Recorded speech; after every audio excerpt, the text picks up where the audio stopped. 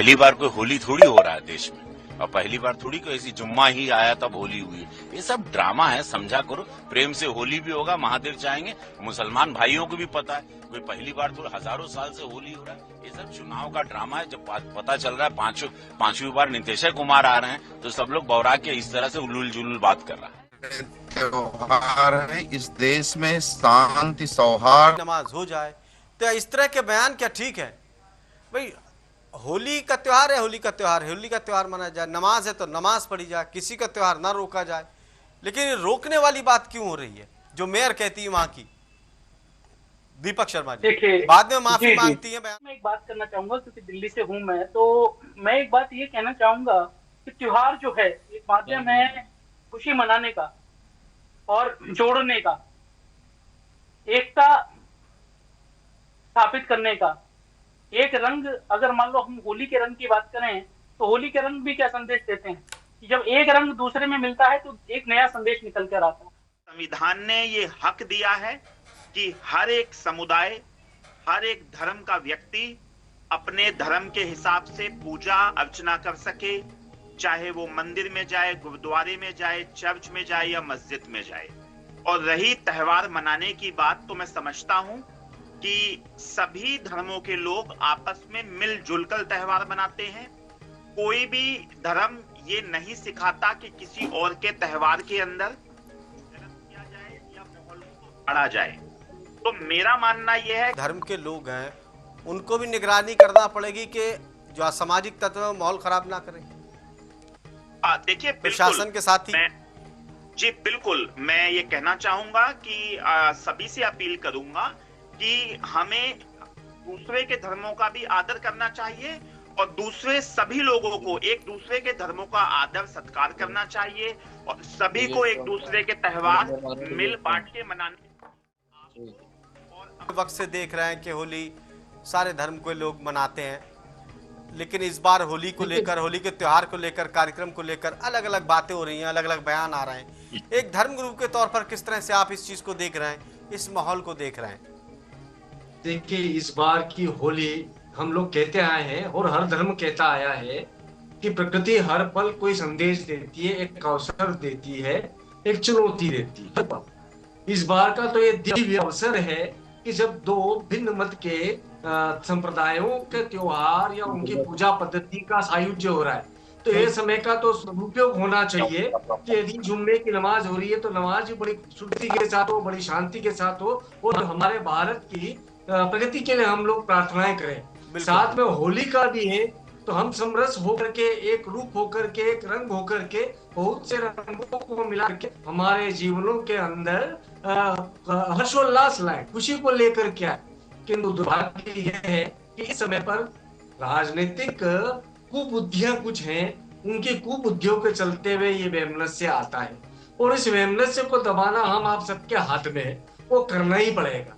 मैं कई बार आश्चर्य करता हूँ कि यदि हमें अमरनाथ जाना है तो संगीनों के सहारे में जाना है, वैष्णो देवी जाना है तो हमें संगीनों के सहारे में साये में जाना है, हमें कोई सा भी त्योहार मनाना है तो सुरक्षा इस बात की, क्योंकि हम हमारे देश के अंदर ही कहीं न कहीं इस प्रकार के तत्वों के सामने हैं, साथ में हैं, जो कि इसके अंदर खलल डालते हैं, उस शांति को भंग करने का प्रयास करते हैं। तो मुझे तो स्पष्ट रूप से कहना है कि देखिए, यदि किसी के मुख से ये भी निकला कि 52 नमाज जुम्मे की और एक साल में एक बार आने वाला है त्योहार, तो दोनों को सहजता से, सरलता से मान लेना चाहिए।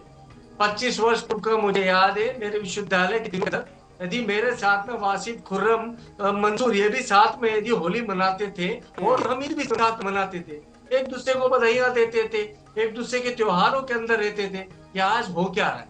ये किस विषय के ऊपर आ रहा है? स्वामी शैलेश जी, और जमाने के साथ साथ सोच और बदलना चाहिए, सकारात्मक होना चाहिए, लेकिन और संकीर्ण हो रही है तो बड़ा सोचने की बात है।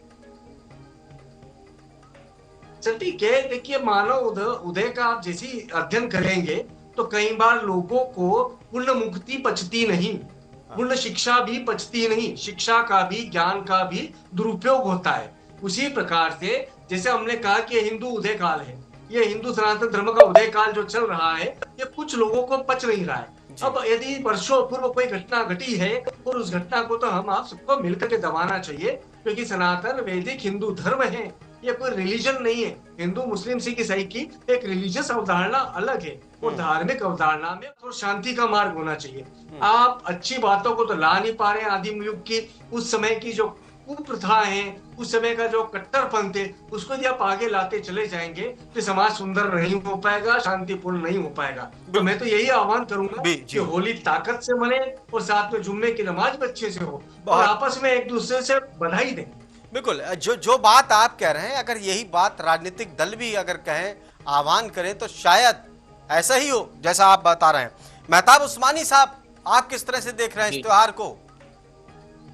देखिए, होली अब से नहीं, एक जमाने से मनती आ रही है और जुम्मा भी एक जमाने से पढ़ा आ रहा है।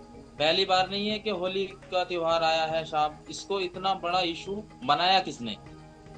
एक सीओ ने ऐसा बयान दिया धमकाने वाला, और उसको शह दी सूबे के मुख्यमंत्री ने। तो जाहिर सी बात है विवाद तो बढ़ेगा। उसी के बयान को लेके 50 नेता कोई कहता है जी आप तिरपाल पहन के निकल जाओ। ये भाषा होती है क्या? या आप दूसरे समुदाय को चिढ़ाने के लिए और उनके साथ बदतमीजी करने के लिए ऐसी भाषा का इस्तेमाल करोगे कि तिरपाल पहन के निकल जाओ? आपको तो राजनीतिक दल में बैठे हो, आपको तो ये बोलना चाहिए था, आपको तो ये बोलना चाहिए था कि मेहताब उस्मानी साहब, नमाज भी है और हमारी होली भी है। अब देखिए, हमारे धर्मगुरु भी हमारे साथ जुड़े हुए हैं, स्वामी शैलेश आनंद गिरी महाराज भी। कितनी अच्छी बात जाना चाहूंगा, कितनी अच्छी बातें उन्होंने कही। आप उन बयानों पर क्यों जा रहे हो? उन बयानों पर उन पे क्यों नहीं जा रहे जो अच्छी अच्छी बातें कह रहे हैं? जो बयान देश में अराजकता फैलाए, जो बयान देश में भड़काने का काम करे, उस बयान को आप रोकते क्यों नहीं है? उस बयान की आप तरफदारी क्यों करते हैं? जिस बयान को लेके एक बयान आया सीओ का, उसके बाद 50 बयान आए उल्टे सीधे, तो आप क्यों एक दूसरे को भड़काने की कोशिश करते हैं? आप उस पर कार्रवाई करके सस्पेंड करते सीओ को कि भाई तूने बिना मतलब बयान के दिया, तू नेता थोड़ी है भाई जो बयान देगा। तो पुलिस है, तो पुलिस का काम कर, तेरा काम सुरक्षा बनाए रखना है, तेरा काम भाषण देना नहीं है। कुर्ता पजामा पहन भाई, भाषण देना है तो तेरे को। आपने उसको शह दी, सूबे के मुख्यमंत्री जी ने उसको शह दी कि नहीं इन्होंने सही कहा। इस तरह के बयानों पर ध्यान भी नहीं देना चाहिए। उसके बयान से पहले उस्मानी साहब, इस तरह के बयानों पर ध्यान भी नहीं देना चाहिए ऐसे। सर प्लीज अब सुन लीजिए बयानों को, आप ध्यान तो खुद सर मीडिया जब उसको प्रमोट कर रही है, उसको हीरो बना के प्रमोट कर रही है, तो आप लोग उसको सूबे के मुख्यमंत्री हीरो बना रहे हैं, उसको अर्जुन अवार्ड जनता को। देखिए, अगर मीडिया ना दिखा, मुझे सिर्फ इतना बताइए, पुलिस का काम बयान नेताओं की तरह बयान देना है या देश की सुरक्षा व्यवस्था बनाए? मेहताब उस्मानी साहब, देखिए मीडिया का काम होता है जिन्होंने बयान दिए उसको दिखाना, ठीक है। अगर नहीं दिखाते तो आप कहते सही का फर्क भी बताना होता है ना। अगर आप बयान को नहीं दिखाते तब आप कहते कि बयान को दिखाया नहीं, मीडिया इसको दिखा नहीं रही है। लेकिन मैं एक बात आप ये तो देखिए, आपको बयान किसका पकड़ना है? आपको बयान मैं कहता हूं आपने बयान दिखाया, नहीं, आपको बयान किसका पकड़ना है? आपको बयान किसका दोहराना चाहिए? आपको महाराज जी का बयान दोहराना चाहिए। कितनी अच्छी बात कही। मैं तो महाराज जी की बात की, मैं बड़ा आदर कर रहा हूँ। जे आपने जो महाराज जी बैठे हुए हैं, इनकी बात का बड़ा आदर कर रहा हूँ। इन्होंने कहा होली भी मननी चाहिए और जुम्मे की नमाज भी होनी चाहिए। तो ये बयान होने चाहिए नेताओं के, करना चाहिए जनता को। जो धर्मगुरु कह रहे हैं नेताओं के बयान होने चाहिए, नेता भड़का रहे हैं लोगों को। आप मुझे बताइए, क्या पहली बार होली मनाई जा रही है देश में? क्या पहली बार जुम्मा पढ़ा जा रहा है देश में? ये तो सवाल ही नहीं होना चाहिए था कि भैया आप नमाज, अरे इससे पहले भी जुम्मे के दिन होली आई है, कुछ भी नहीं हुआ। वो अपना रंग खेल के बेचारे साइड से चले जाते थे, हम अपनी नमाज पढ़ के निकल जाते थे। आज तक कोई बवाल नहीं हुआ। अब ये छोटे छोटे इशू पकड़ के इसको बड़ा करके लोगों के दिलों में नफरत पैदा कर रहे हैं और कुछ नहीं कर रहे हैं। आपने उस सीओ के बयान का खंडन क्यों नहीं किया? क्यों नहीं सीएम साहब ने ये कहा, मुख्यमंत्री जी ने, कि आपने गलत बयान दिया, आप नेता नहीं हो? इस तरह से बयान आते हैं तो क्या लगता है कि डराने की या उकसाने की कोशिश की जाती है?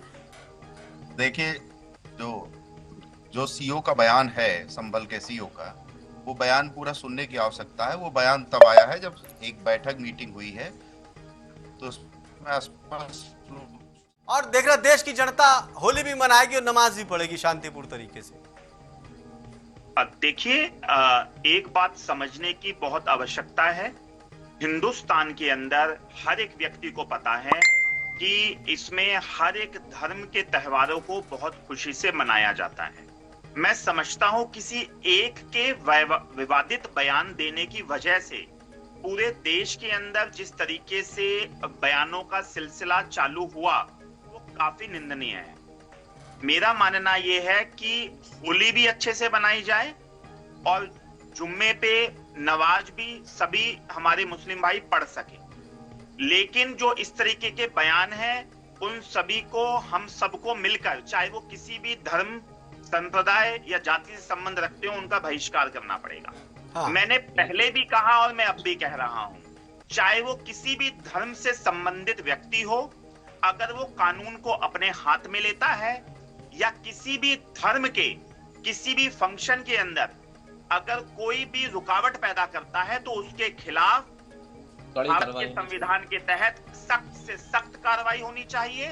और इस तरीके के जो बयान दे रहे हैं उनके खिलाफ भी पुलिस प्रशासन को जो भी उचित धाराएं हो या उचित कार्रवाई हो उनके ऊपर करनी राकेश चाहिए। कुमार जी, आपकी बात को ही मैं आगे बढ़ाता हूं। राकेश कुमार साहब, इस तरह के बयानबाजी, इस तरह के माहौल बनाया जा रहा है, ऐसा लग रहा है जैसे देश अभी आजाद हुआ हो और हर त्योहार अभी पहला त्योहार हो, और कहा जा रहा है कि ये त्योहार शांतिपूर्ण तरीके से मना, नहीं तो ऐसा होगा, और फिर डर का माहौल, फिर सुरक्षा, फिर ये ऐसा लग रहा है कि क्या हो रहा है यहाँ पर। देखिए, एक वो भी जमाना था जब अमीर खुसरो हो या अमीर खान हो, वो दोनों के दोनों मुस्लिम राइटर्स थे जो होली के ऊपर गीत लिखा करते थे। कितने गीत लिखे अमीर खुसरो साहब गीत गाया करते थे, ढपली बजाया करते थे। ऐसे भी चित्र, ऐसी भी किताबें, ऐसे भी पुराण हैं। मैं एक बात बताऊं राकेश कुमार साहब, आपकी बात को आगे बढ़ा रहा हूं। जब कव्वाली गाई जाती है, एक धार्मिक कार्यक्रम है, और जब उसका समापन होता है तो एक गीत गाया जाता है, आज रंग है ए मां, अमीर खुसरो साहब ने गाया है, आज रंग है, होली के ऊपर, और ये धार्मिक गाना है, और किस पे गाया? होली पर, आज रंग है।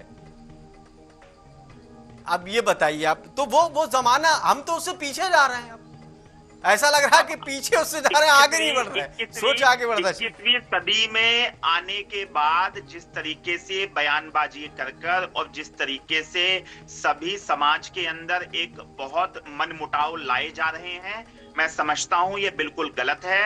होली भी आएगी, दिवाली भी आएगी, रमजान भी आएगी, ईद भी आएगा, गुरुपूरब भी आएगा, क्रिसमस भी आएगी, सभी धर्मों के त्योहार आएंगे, सभी मनते हैं।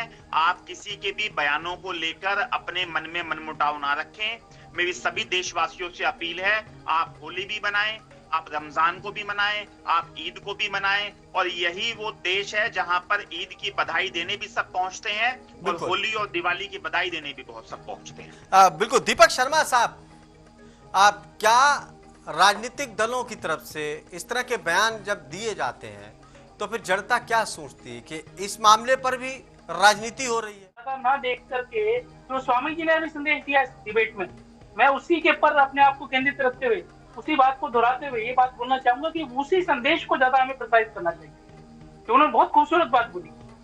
हमें इस बात पर चिंतन करना चाहिए कि हम अपनी खुशी को दोनों मिलकर कैसे बढ़ा सकते हैं।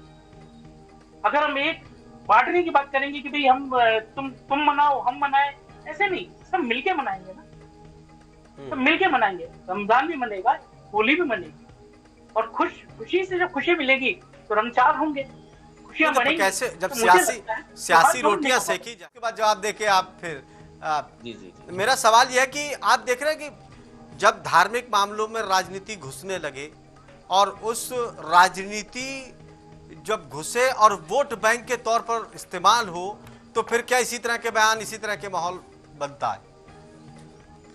बिल्कुल। देखिए, कहा गया है कि आदमी में इस कदर जहर भर गया है कि विषधरों का वंश भी डर गया है। कल के अखबार में पढ़ लेना तुम दोस्तों कि आदमी के काटने से सांप कोई मर गया है। ये जो जहर है, ये जहर कहां से आ रहा है, इसको खोजना आवश्यक है। ये सियासती लोग विश्व वमन करने जब लगते हैं तो समाज की जो फिजाएं हैं वो जहरीली हो जाती है, और उस जहर के अंदर एक नकारात्मक प्रतियोगिता आती है, प्रतिद्वंदिता आती है कि उसने मुझे एक गाली बकी तो मैं 4 गाली बकूं। उस 4 गाली के चलते चलते कई बार ये हो जाता है कि क्रिकेट के अंदर भारत जीतता है तो उसकी जीत का जुलूस निकालने वालों पे एक वर्ग के कुछ उन्मादी लोग हमला कर देते। तो ये उन्माद जो आता है वो आता कहाँ से है? वो आता उसी सियासती विश्वमन से जो कि सिर्फ और सिर्फ अपनी वोटों की गिनतियां बढ़ाना चाहता है। तो ये हमें स्पष्ट रखना होगा कि धर्म को समझाने वाले, समझने वाले लोगों को हमें समाज के अंदर ऊपरी स्थान देना होगा, उसका दुरुपयोग करने वालों को नहीं। देखिए, धर्म व्यवस्था और धन व्यवस्था, ये दोनों के अंदर इतना विष आ चुका है, इतना प्रदूषण आ चुका है कि वैश्विक पटल के ऊपर हम देख रहे हैं, बांग्लादेश के अंदर हिंदुओं पर आक्रमण होता है। 200-400 मौलाना यदि भारत से फतवा जारी कर देते तो हिंदू मुस्लिम एकता का बहुत बड़ा संदेश आया। अमेरिका के अंदर मंदिर के ऊपर हमला होता है, उस समय पर विपरीत विधर्म के लोग यदि कोई फतवा जारी करते या कोई कठोर कदम की बात करते, बड़ा आनंद आता है। तो हमें तो ये लगता है कि एक दूसरे की भावनाओं को यदि हम संरक्षण करते हुए एक दूसरे का कवच बन जाएंगे, तो भारत को विश्व गुरु बनने से कौन रोक पाएगा। यही तो हमें करना है। लेकिन और इसको करने के लिए लेकिन स्वामी साहब, एक दिक्कत और है, राजनीति के साथ साथ सारे धर्मों में कुछ लोग ऐसे भी हैं जो आग में घी डालने का काम करते हैं। सटीक है, बिल्कुल सही है, बिल्कुल सही है। देखिए, अंतरधार्मिक सिर्फ राजनीति को ही बदनाम नहीं कर सकते, बहुत से धर्मगुरु भी ऐसे हैं सारे धर्मों में जो आग में घी डालेंगे। अब आप देखिए बांग्लादेश में क्या हुआ, अल्पसंख्यकों के साथ हुआ। अगर धर्मगुरु वहां पर चाहते तो शायद नहीं होता। अगर वो कहते ये भी हमारे भाई हैं और इंसान का इंसान अगर कत्ल कर रहा है, इस्लाम में तो ये कहा गया कि अगर एक भी इंसान का कत्ल हो जाए, पूरी इंसानियत का कत्ल हो गया, सारी इंसानियत मर गई। बताइए आप। सही बोल। देखिए, कई बार कहने में आता है ना कि ऐसी जहरीली फिजाओं से बचाओ मुझे यारो, कहीं ऐसे माहौल में मैं भी जहरीला ना हो जाऊं। तो ये क्या होता है कि एक संक्रामक रोग है, ये नफरत एक संक्रामक रोग है। इसके लड़ने के लिए, इसका दमन करने के लिए आपको प्रेम का उत्सर्जन बहुत ताकत से करना होगा। अपने अंदर उस न्याय की व्यवस्था को पूरी ताकत से स्वीकारना होगा। और ये एक पक्ष स्वीकारेगा तो कदापि नहीं हो सकता, ये सभी पक्षों को स्वीकारना होगा। सोचने की जरूरत है। अपने अंदर झांक कर देखें, अपने अंदर ही मस्जिद है, अपने अंदर ही मंदिर है, अपने अंदर गुरुद्वारा है। अगर खुद को शुद्ध नहीं किया, खुद को पाक नहीं किया, खुद के अंदर इबादत नहीं की, तो फिर कहीं कुछ होने वाला नहीं है। स्वामी जी के इसी सकारात्मक संदेश के साथ सभी लोगों का बहुत बहुत शुक्रिया, और हम कामना करते हैं कि होली भी बेहतर तरीके से मने और जुमा भी लोग सुरक्षित तरीके से पढ़ें। खास कार्यक्रम में इतना ही। ताज़ा तरीन खबरों के लिए देखते रहिए TV 100।